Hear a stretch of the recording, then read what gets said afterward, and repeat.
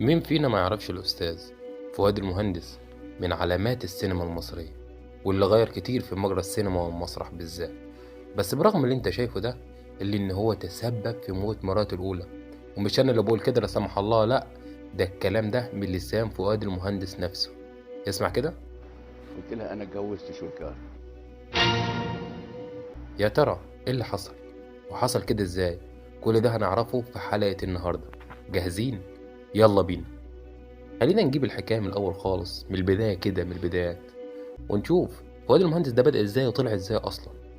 في يوم 6 سبتمبر، وتحديدا في سنة 924، ولد فؤاد زكي محمد المهندس في حي العباسية في القاهرة. أبوه زكي المهندس كان أستاذ في اللغة العربية، اللي كان لها تأثير كبير في شخصية فؤاد المهندس. فؤاد بقى كان الابن الثالث بعد صفية ودرية اخواته البنات الأكبر منه، وكمان كان ليه أخ رابع اسمه سامي. فؤاد اتعلم في مدرسة العزب التركية. بس سيبنا من كل ده وخلينا في المهم. فؤاد كان جاره وصاحب عمره صلاح ذو الفقار، اللي كان أساس شهرة فؤاد نفسه، وده اللي هنعرفه بعدين في مشوار فؤاد الفني. فؤاد بقى لما دخل كلية التجارة وبدأ ينضم لفرقة المسرح هناك، كان الفنان نجيب الريحاني قائد الفرقة المسرحية هناك، وشافه في مسرحية على كف عفريت، وانضم فؤاد لفرقة المسرح. بس برغم كل ده ما ساعدوش نجيب الريحاني كتير، يعني بمعنى كده زي ما تقول ما شافوش في أدوار كتير، لحد ما توفى نجيب الريحاني. وقتها فؤاد ساب الفرقة وانضم لفرقة جديدة كانت لسه منشأة جديد، وكان اسمها ساعة لقلبك، اللي اتعمل منها برنامج في الإذاعة بعد كده وشارك فيها فؤاد.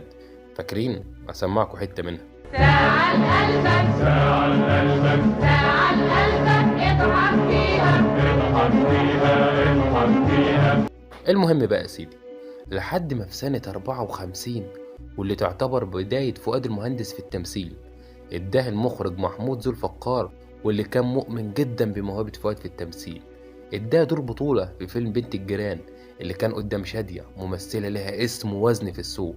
والفيلم كان من إنتاج محمود ذو الفقار، واللي كان مجاز في وقتها، لأن محدش كان يعرف فؤاد أصلا، مع إن فؤاد كان مشارك قبلها في 4 أفلام، 3 منهم في سنة 52، اللي هما زمن العجايب وغضب الوالدين وكاس العذاب. احنا ما سمعناش منهم كتير لأن فؤاد كان واخد أدوار عادية فيهم. وفيلم واحد بس في سنة 53، اللي هو غلطة عمري. وفي نفس سنة 54 شارك فؤاد في فيلم الأرض الطيبة بدور بسيوني، فاكرينه؟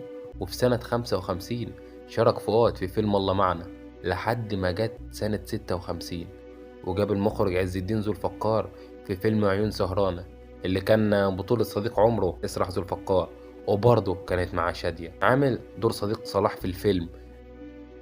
بعدها فضل فؤاد بعيد عن السينما تقريبا لمدة 3 سنين، لحد ما شارك في فيلم بين الأطلال سنة 59، وبدأت شهرة فؤاد تظهر في السينما، لدرجة إنه كان بيعمل 9 أفلام في السنة الواحدة. متخيلين الرقم؟ ده محمد رمضان دلوقتي ما بيعملهمش، آخر بيعمل فيلم كل سنتين، لحد ما لقب بالأستاذ. بس برغم كل ده كان بيحب المسرح جدا، وكان دايما بيحب يقدم رسالة في أي مسرحية يقدمها، زي المسرحية اللي شفناها الشهيرة بتاعته سك على بناتك. عايز اقول لك اذا كان صدر مني كلمه كده ولا كده، او ايدي طالتك كده ولا حاجه، ما تزعليش مني. ومسرحية هلا حبيبتي، اللي لفت انتباه الناس من خلالها لأطفال الملجأ، فاكرين؟ ومسرحية علشان خاطر عيونك. بس مش ده السبب الوحيد لحبه للمسرح. وده ليه؟ لأن حب حياته كان من خلال المسرح، لما بدأ يعجب بشويكار في مسرحية السكرتير الفني، الثنائي الشهير اللي احنا كلنا عارفينه ومحدش يختلف عليه في السينما والمسرح. المسرحية دي بقى كانت بطولة السيد بدير، واعتذر عنها، فاضطر انهم يجيبوا فؤاد المهندس، وبدأ فؤاد وشويكار يعملوا أعمال مع بعض، اللي كانت من أشهر الثنائي في السينما والمسرح لحد دلوقتي. لحد ما هم على المسرح في مسرحية أنا وهو هي، عرض فؤاد المهندس الزواج على شويكار لما قال لها تتجوزيني يا بسكوتة، المشهد اللي ما كانش مكتوب في النص أصلا، بس الجمهور ما كانش يعرف كده، كان فاكره مشهد عادي. بس شويكار اتفاجئت وقتها واتصدمت من اللي هي سمعته. لحد ما في سنة 64 كانوا بيصوروا فيلم اسمه هارب من الزواج، أظن ناس كتير عارفاه. في المشهد الأخير من الفيلم كان المفروض إن فؤاد المهندس بيتجوز ولابس بدلة عريس، وبيتجوز مين بقى؟ طبعا مش محتاجة كلام، شويكار اللي لابسة فستان فرح. فاستغل الموقف بعد تصوير الفيلم وخدوا بعضهم وطلعوا على المأذون. وشاهد مين على عقد الجواز؟ المخرج بتاع الفيلم حسن الصيفي ومراته. وطبعا هم استغلوا الموقف بالنسبة للبدلة والفرح على حساب الإنتاج. بس قصة حبهم كانت صعبة شوية، لأنهم اتجوزوا من غير ما يعرفوا حد. وفؤاد كان متجوز قبلها، ومراته لسه على ذمته اللي كان اسمها عفت، وكانت جارته في حي العباسية زمان. سافروا طبعا وخدوا شهر العسل، وبعد ما خلصوا شهر العسل بتاعهم قررت شوكار انها تقول لأهلها انها اتجوزت. فكلمتهم في التليفون وقالت لهم انا اتجوزت فؤاد. طبعا اهلها اتفاجئوا جدا، لدرجة انهم قفلوا السكة في وشها، مصدومين من اللي بنتهم عملته، خصوصا انهم كانوا مديين كلمة لعريس تاني وكان مستني رجوعها من السفر. الامر اللي فضح ابوها بعد اللي بنته عملته، وانها اتجوزت من وراه، وده خلاهم يقطعوا علاقتهم بيها ويمنعوها من دخول البيت نهائي. وده أثر في نفسية شوكار جدا. بس شوكار ما استسلمتش، فضلت شوكار تحاول معاهم وتتصل بيهم وتعيط ليهم في التليفون لحد ما ابتدوا يسامحوها. وكمان حبوا فؤاد جدا لما عرفوه، على عكس فؤاد اللي كان الموضوع مختلف معاه جدا بعد ما رجع من شهر العسل. وركزوا معايا في اللي جاي ده. فؤاد راح اسكندرية عشان خاطر يجيب مراته عفت وهم راجعين، اللي هو اتجوزها اللي كانت جارته في حي العباسية. وهم جايين في العربية فؤاد قال لها عفت أنا اتجوزت شويكار.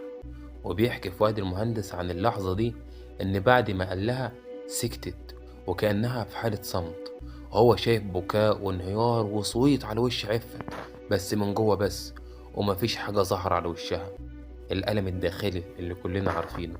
وقال فؤاد إنها ما طلعتش صوت، بس كانت بتنهار داخليا. وعلى الرغم من ان اهل شوكار سامحوها وتقبلوا الوضع، بس الموضوع ما عداش على عفة مرات فؤاد كده بالساهل، اللي كانت بتشوف جوزها بيمثل وبيغني مع مراته التانية، وكل الناس بتقول على شوكار انها مراته وحبيبته، ومحدش افتكرها هي ولا في كلمة.